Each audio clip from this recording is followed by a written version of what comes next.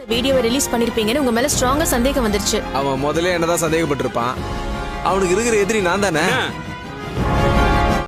நம்ம ரோகிணியும் நம்ம வித்யாவும் 2 பேரும் வந்து பார்த்தீங்கன்னா போய் ரவுடியை மீட் பண்ணுறான்னு சொல்லாங்க. அந்த வீடியோ நீங்கள் தான் ரிலீஸ் பண்ணீங்கன்னு சொல்லி உங்கள் மேலே சந்தேகம் வந்துருச்சு. சத்யா அவங்களை போட்டு தர ட்ரை பண்ணிகிட்ருக்கான் அப்படின்னு சொல்கிறாங்க.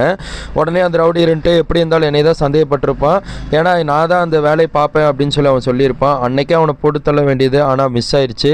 ஆனால் திரும்ப வந்து இந்த மாதிரி சொல்லிகிட்டு இருக்கான் அப்படின்னு சொல்லிட்டு இருக்காங்க. ஆனால் ரோகிணியும் நம்ம பார்லர் பொண்ணு நம்ம வித்யாவும் 2 பேர் சேர்ந்து அந்த ரவுடி மீட் பண்ணி சொல்லும் போது ஒரு தரமான ஒரு சம்பவம் பண்ணி விட்டானே சொல்லாங்க. சத்யா அவங்கள எப்படியாவது வந்து போட்டு தள்ளணும் அப்படின்னு சொல்லி ரோகிணி அவங்க ஒரு ஐடியா கொடுத்துட்ருக்காங்க.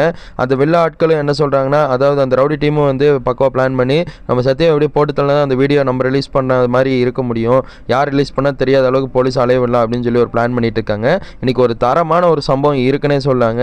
ரோகிணியும் நம்ம வித்யாவும் 2 பேரும் அவங்கள மீட் பண்ணது கரெக்ட் இல்லையா? அவங்களோட கருத்து என்னவா இருக்குன்னு கமெண்ட்டில் பதிவு